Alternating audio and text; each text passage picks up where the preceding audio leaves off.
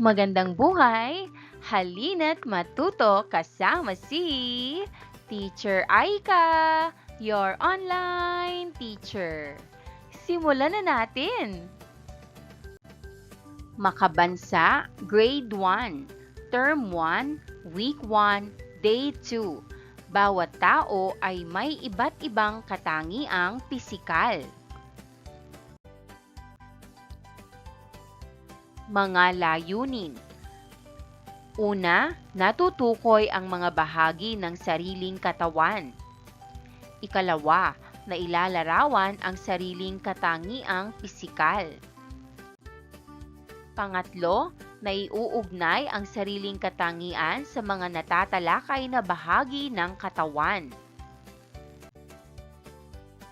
Magandang araw sa inyong lahat! Sabay-sabay nating kantahin ang paa, tuhod, balikat, ulo habang ginagawa natin ang tamang galaw. Kapag binanggit ang bahagi ng katawan, hawakan natin ito. Handa na ba kayo? Simulan natin. Narito ang liriko.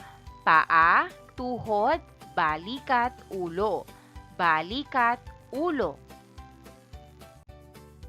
Sagutin ang mga tanong. Nasaan ang iyong tuhod? Ang tuhod ay nasa gitna ng hita at binti. Ano ang ibang tawag ninyo sa tuhod? Knee sa English. Knee. Ano ang gamit ng inyong paa? Para sa paglalakad, pagtayo at pagtakbo. Acting tayo. Ang bawat bahagi ng katawan ay may gamit. Ang mata ay para makakita. Ang ilong ay para makaamoy.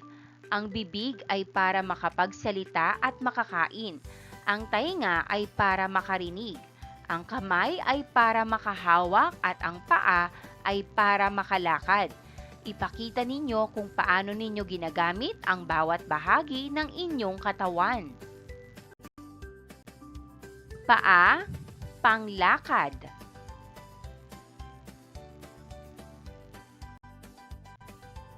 Tuhod, pangluhod.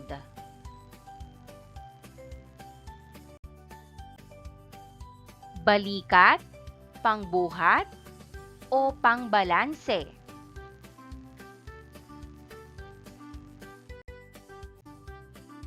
Mata, pagtingin.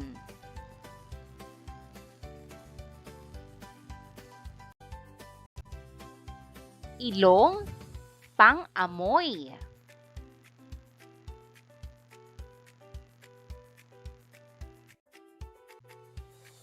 Tainga, pandinig.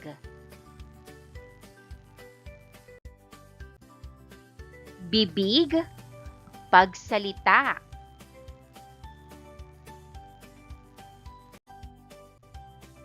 Kamay, panghawak, panlinis, etc.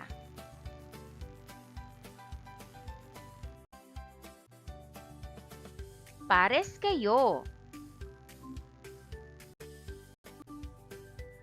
Umupo kayo ng magkaharap. Tingnan ang katawan ng katabi at sabihin ang pagkakapareho at pagkakaiba ninyo base sa mga sumusunod.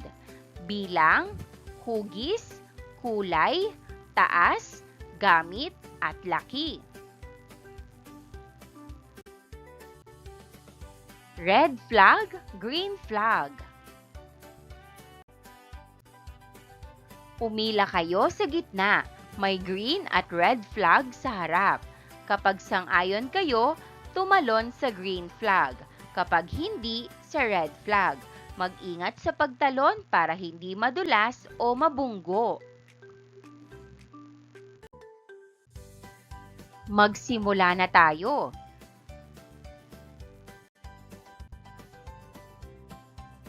Mas maraming mata at kamay ang kaklase mo.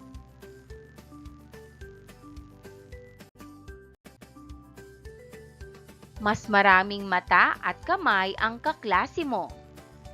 Red flag.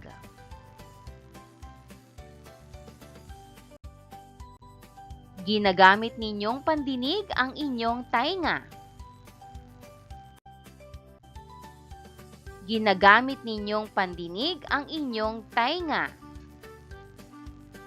Green flag.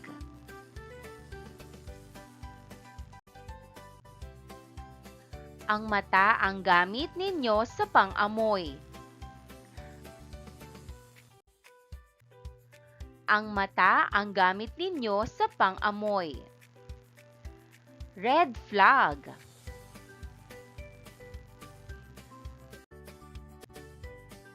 Magkaiba kayo ng hugis ng mata. Magkaiba kayo ng hugis ng mata. Green flag.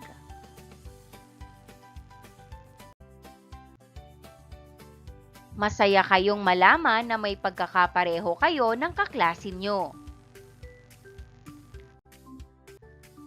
Masaya kayong malaman na may pagkakapareho kayo ng kaklase nyo.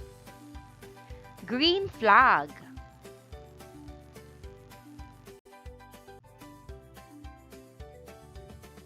Masaya kayong malaman na may pagkakaiba kayo ng kaklase nyo. Masaya kayong malaman na may pagkakaiba kayo ng kaklase nyo. Green flag.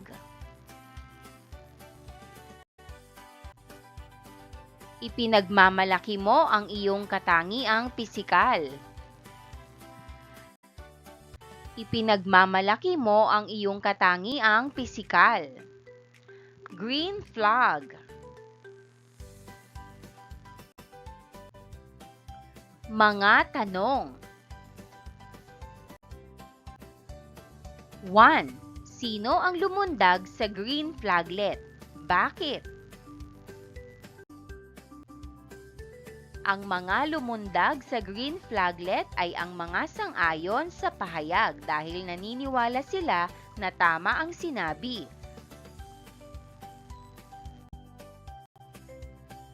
2. Nahirapan ba kayo sa pagpili? Maaring oo o hindi, depende sa naging sagot ng bawat isa.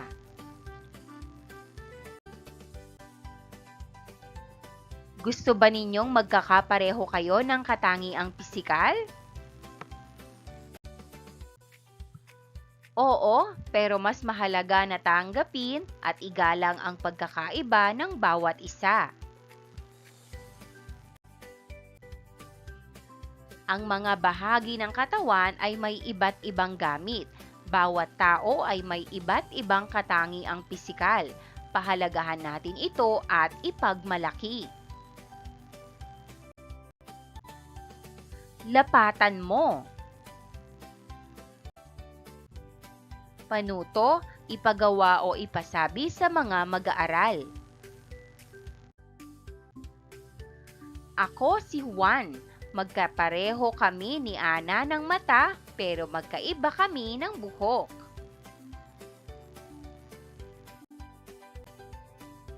Iguhit ang masayang muka kung ang pangungusap ay tama at malungkot na muka kung mali.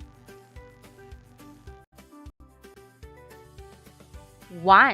Lahat ng mga Pilipino ay matatangkad. Malungkot na muka. 2. Iba-iba ang kulay ng balat natin. Masayang muka. 3. May mga Pilipino na kulot ang buhok. Masayang muka. 4. Matangos ang ilong natin. Malungkot na muka. 5. Kulay kayumanggi ang ating balat. Masayang muka. Balikan mo. Pagka-uwi ninyo sa bahay, tingnan mong maigi ang mga katangiang pisikal ng kapamilya, lalo na sa mga pisikal na katangian ng tatay, nanay at mga kapatid mo.